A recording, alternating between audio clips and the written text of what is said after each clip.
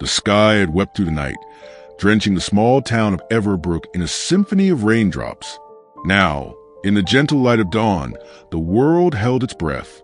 The air was crisp, carrying the scent of earth and renewal.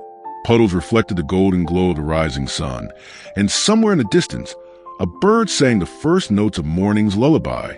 Lena stood by the old café window, watching as droplets slid down the glass like remnants of a dream slowly fading. She had always loved the rain.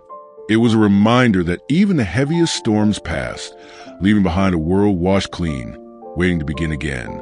Lost in thought, a familiar voice asked behind her. She turned to find Noah, his hands tucked into the pockets of his jacket, his dark eyes searching hers with quiet curiosity. He had been a part of her world for as long as she could remember, her childhood friend, her silent guardian, the boy who had once promised to always be there. She smiled softly, just thinking about how beautiful the world looks after the rain. He stepped beside her, gazing out at the glistening streets. It always does, like it's been given another chance. She nodded.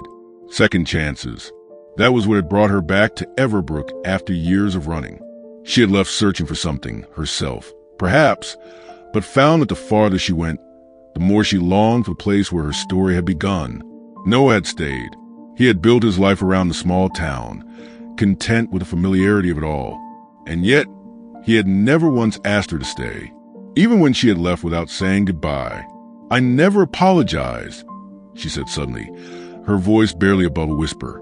He turned to her, his brow furrowing. "For what?" "For leaving," she admitted. "For not telling you why. For acting like this place, like you, didn't matter."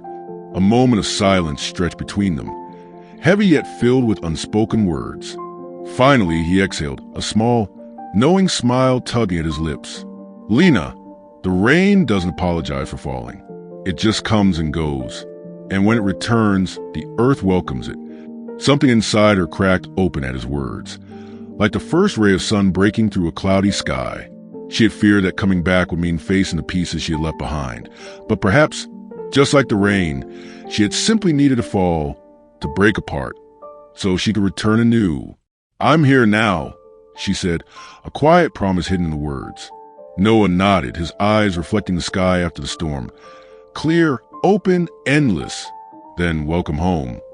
And just like that, Lena knew some things, like the rain and love and second chances, always found their way back.